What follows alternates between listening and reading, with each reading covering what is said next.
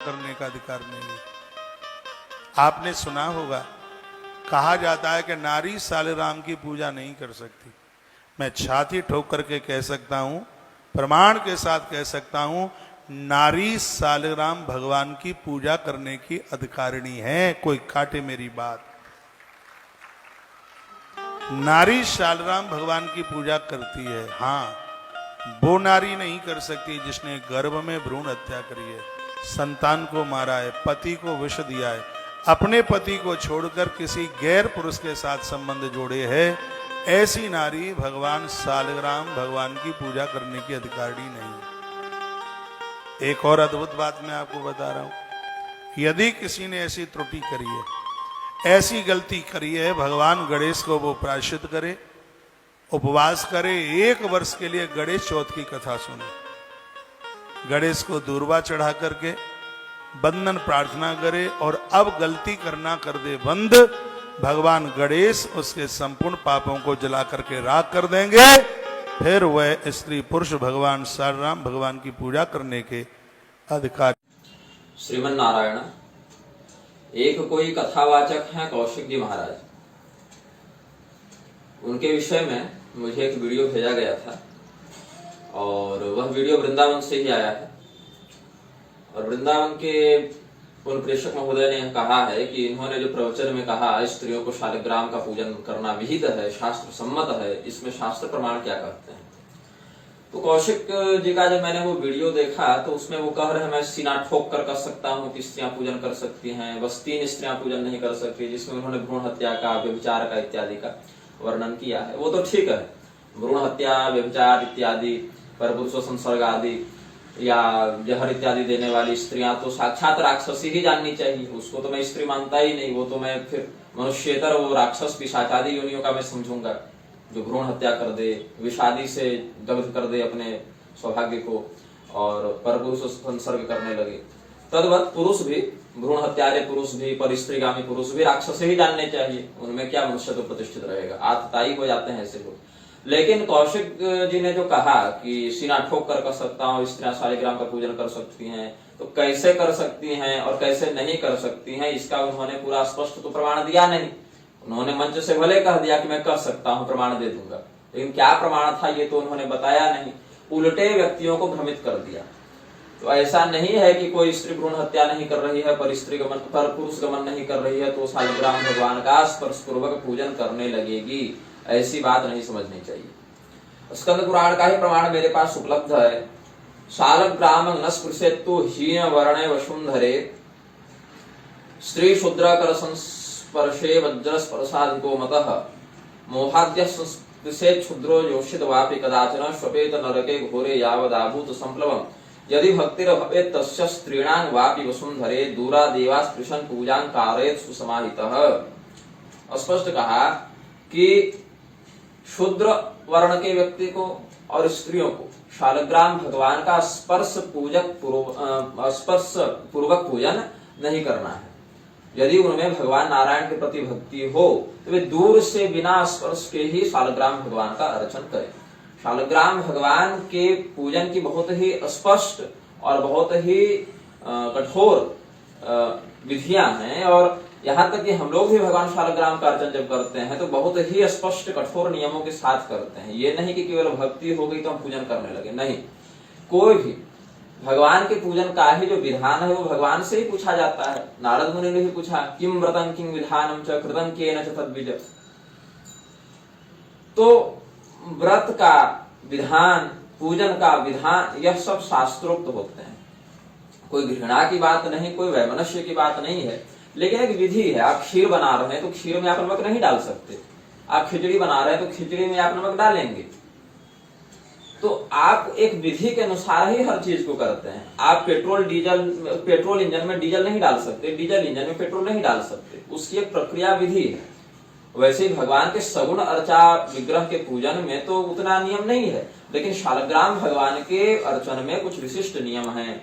ब्राह्मण, क्षत्रिय, वैश्य, पुरुष विष्णु धर्मान्वित होकर, वैष्णव भाव से युक्त होकर, यज्ञोपवीत शिखादि सूत्रादि से युक्त हो और सदाचारी हो तभी भगवान शालग्राम का स्पर्श पूर्वक पूजन करने का अधिकारी होता है, अन्यथा इनको भी अधिकार नहीं है। अब हम आगे बढ़ते हैं। पद्म पुराण के पाताल खंड के अध्याय 20 के श्लोक 22 से लेकर 27 तक देखें। ब्राह्मण क्षत्रियो वैश्य शूद्रो वेद पथि स्थितः शालग्रामं पूजयित्वा गृहस्थो मोक्षमाप्नुयात्। ब्राह्मण क्षत्रिय वैश्य और शूद्र जो वैदिक मर्यादा का पालन करते हो, वैदिक मर्यादा का अर्थ यह नहीं कि सब वेद पढ़ने लगे। वैदिक मर्यादा का अर्थ यह है कि वेद और वेद सम्मत शास्त्रों में चारों वर्णों के लिए जो कर्तव्य निर्दिष्ट हैं उनके अनुसार जो जीवन यापन करते हैं, वे व्यक्ति गृहस्थ होकर भी शालग्राम भगवान का पूजन करने से मोक्ष को प्राप्त कर लेते हैं। न जातु चित स्त्रिया कार्यं शालग्रामस्य पूजनम भर्तृहीनाथ सुभगा स्वर्ग लोक हितैषिणी। कोई भी स्त्री हो, चाहे सौभाग्यवती स्त्री हो चाहे विधवा स्त्री हो, कोई भी स्त्री शालग्राम भगवान का पूजन न करे। क्यों, कैसे न करे? स्पर्श करके न करे। मोहात् स्पृष्ट्वापि महिला जन्मशील गुणान्विता हित्वा पुण्य समूहंसा सत्वरं नरकं व्रजेत्। मोह से भी कोई महिला भगवान शालग्राम का स्पर्श करती है तो फिर उसको नरक जाना पड़ता है, अपने पुण्य समूहों का वह स्वयं नाश कर देती है। स्त्री पाणी मुक्त पुष्पाणि शालग्राम शिरोपरि पवे रधिक पातानि बदंती ब्राह्मणोत्तमा। श्रेष्ठ विद्वज्जन बताते हैं कि स्त्री के हाथ से स्पर्श पूर्वक जो पुष्प इत्यादि भगवान शालग्राम को चढ़ाए जाते हैं वे रक्त पीव इत्यादि से भी अधिक घृणित हो जाते हैं उनके लिए। चंदनं विष संकाशं कुसुमं वज्र सन्निभं नैवेद्यं कालकूटाभं भवेद भगवतः कृतम। जो स्त्री चंदन लगाती है भगवान को स्पर्श पूर्वक शालग्राम भगवान को, वह विष के समान हो जाता है, पुष्प वज्र के समान हो जाता है, और नैवेद्य जो स्पर्श पूर्वक लगाया जाए वह कालकूट विष के समान त्याज्य हो जाता है। इसीलिए कहा तस्मात् सर्वात् मना त्याज्यं स्त्रिया स्पर्शः शिरोपरि कुर्वती याति नरकं यावद् इंद्राश्च चतुर्दश। 14 इंद्रों के कार्यकाल पर्यंत अर्थात कल्प पर्यंत वह स्त्री नरक जाती है जो स्पर्श पूर्वक शालग्राम भगवान का पूजन करती है। अब हम यह देखते हैं भविष्य पुराण के तृतीय पर्व खंड 3 अध्याय 22 के 14, 15, 16 श्लोकों में क्या कहते हैं। मुनयो देवता सर्वास तथा पितृगणा प्रिय सर्वे ते तृप्तिमायान्ति शालग्राम से पूजनात्। जो व्यक्ति शालग्राम भगवान का पूजन करता है उसके लिए देवता पितर मुनि सभी तृप्त हो जाते हैं, ऐसा समझना चाहिए। लेकिन कैसे करेंगे पूजन? तो जो द्विजाति हैं, ब्राह्मण क्षत्रिय वैश्य पुरुष हैं और द्विजाति धर्म से संस्कृत हैं, यज्ञोपवीत शिखा सूत्रादि स्वशाखोक्त मार्ग से अधिकृत हैं, ऐसे व्यक्ति स्पर्श पूर्वक चंदन इत्यादि से पूजन करें। और जो शूद्रगण हैं वह केवल स्नान मात्र से बाहर से ही पूजन कर लें। और जो म्लेच्छ गण हैं, जो शूद्र भी नहीं है, जो म्लेच्छ हैं, जो सनातन से ही बाहर हो गए, हिंदू धर्म से ही बाहर हो गए, वो क्या करें? केवल दर्शन मात्र से प्रणाम कर लें भक्ति पूर्वक, तो उनके लिए वही पूजन हो जाता है।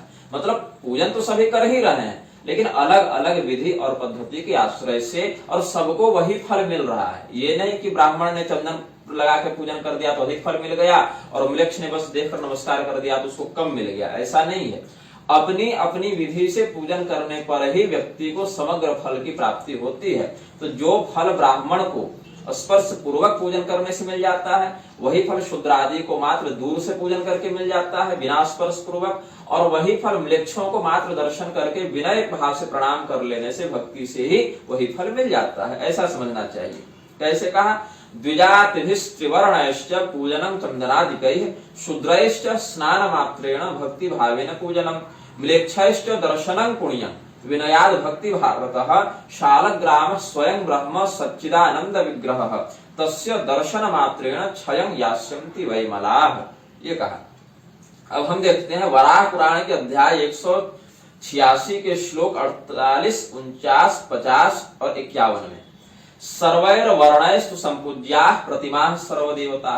सभी देवताओं की प्रतिमाएं सभी वर्णों के द्वारा पूजनीय है, अपने अपने मंत्रों के विधान से। ब्राह्मण क्षत्रिय वैश्य शूद्र इन सबों के द्वारा सभी देवताओं की प्रतिमा पूजनीय होती है। अब ये नहीं कि गर्भगृह में जाकर सभी मंदिरों में पूजा करने लगे, उस हिसाब से नहीं कहा। आप घर में पूजन करें या स्वयं से मंदिर बनवाकर प्रतिष्ठित करके पूजन करें, लेकिन जो सिद्ध प्रतिष्ठित देवालय हैं अन्यान्य महापुरुषों के द्वारा, वहां तो हम लोग भी विशेषतया गर्भगृह में प्रवेश नहीं करते, कर भी लिया तो स्पर्श पूर्वक पूजन तो नहीं करते। वहां जो देवलादि अर्चक अधिकृत हैं महायाजक आदि, वही केवल वहां पूजन करते हैं। ब्राह्मण भी हो तो वह भी ऐसे किसी भी मंदिर के गर्भगृह में घुस के स्वयं अर्चन नहीं करता है, नियमतः तो नहीं करना चाहिए।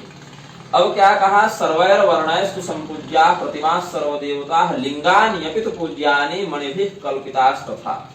प्रतिमाओं का और लिंगों का पूजन भी करें, सभी वर्ण करें। तो लिंग में दो आते हैं, हरलिंग और हरिलिंग। हरलिंग को शिवलिंग कहते हैं और हरिलिंग को शालग्राम कहते हैं। ये सब भगवान के प्रतीक हैं, प्रत्यक्ष विग्रह हैं। और शिवलिंग में भगवान शिव की प्रधानता से सभी देवता पूजित हो जाते हैं और शालग्राम में भगवान नारायण की प्रधानता से सभी देवता पूजित हो जाते हैं। तो यहाँ कहा शालग्रामो न स्पृष्टव्यो हीन वर्णाय वसुंधरे स्त्री शूद्र कर संस्पर्शो वज्र स्पर्शाधिको मतः। वज्र के स्पर्श से भी अधिक कठोर स्पर्श माना गया है स्त्री और शूद्र के हाथ से शालग्राम भगवान का स्पर्श। इसीलिए कहा कि कल्प पर्यंत वह शूद्र या वह स्त्री नरक जाते हैं जो स्पर्श पूर्वक भगवान का शालग्राम का पूजन करते हैं। मोहादिय, मोह से भी न करे, मोहादिय संस्पृशे क्षुद्रो योषित वापि कदाचन पच्यते नरके घोरे यावदाभूत संप्लवम। तो क्या करेंगे हम, क्या भगवान का पूजन नहीं करेंगे स्त्री और शूद्र? तो ऐसा भी नहीं है। यदि भक्तिर भवेत् तस्य स्त्रीणां वापि वसुंधरे दूरा देवा स्पृशन पूजां कारयेत् सुसमाहितः चरणामृतपानेन सर्व पाप क्षयो भवेत्। स्त्री और शूद्र क्या करे, बिना प्रत्यक्ष स्पर्श के दूर से ही भगवान का पूजन करे, स्पर्श न करे और भगवान के चरणामृत का पान करे, तो उस स्थिति में उनके सभी पापों का नाश हो जाता है, उनको वही उत्तम गति प्राप्त होती है। स्कंद पुराण में अब यहाँ शूद्र शब्द से, स्त्री शब्द से बहुत लोग नारीवादी और वामपंथी वैमनस्यवादी भड़क जाएंगे। आजकल क्या होता है ना कि लोगों को संतुष्ट करने के लिए शास्त्रों की मनमानी व्याख्या आचार्यगण करने लगे हैं, लेकिन ऐसा नहीं होना चाहिए। आपको आचार्य को और वैद्य को कठोर वाचा होना चाहिए। वह कठोर शब्दों का प्रयोग भले करे लेकिन अशास्त्रीय शब्दों का प्रयोग न करे। डॉक्टर अगर मरीज की इच्छा के अनुसार चलने लगेगा तब तो मरीज मर ही जाएगा, और आचार्य अपने अनुयायियों की इच्छा के अनुसार चलने लगेगा तो शास्त्र की मर्यादा नष्ट भ्रष्ट हो जाएगी। तो क्या कहा, स्कंद पुराण के नागर खंड के अध्याय 243 के आप प्रकरण को देखें, वहां ब्रह्मा जी ने बताया है कि एक शूद्र था, उसका नाम था पैजवन। शूद्र पैजवनो नाम गार्हस्थ्यात् शुद्धिमाप्तवान धर्म मार्गा विरोधेन तन्निबोध महामते। एक अत्यंत शुद्ध बुद्धि वाला, एक धर्म मार्ग पर स्थित रहने वाला शूद्र था जिसका नाम था पैजवन। आसीत पैजवन शूद्र पुरा त्रेता युगे किल स्वधर्म निरतः ख्यातो विष्णु ब्राह्मण पूजकः न्यायागत धनो नित्यं शांतं सर्वजनप्रियः सत्यवादी विवेकज्ञस्तस्य भार्या च सुंदरी धर्मोढ़ा वेद विधिना समान कुलजाशुभा पतिव्रता महाभागा देवद्विज हिते रता काश्यां संबंधिता बाला वैजयंत्यां विवाहिता सा धर्माचरणे दक्षा वैष्णव व्रतचारिणी। तो ये जो शूद्र थे पैजवन, ये त्रेता युग में हुए थे और भगवान विष्णु के और ब्राह्मणों के बहुत बड़े भक्त थे। ये अपने धर्म में स्थित थे, जो न्याय पूर्वक उपार्जन हो जाए उसी धन का उपभोग करते थे, मतलब सत्यनिष्ठ व्यक्ति थे।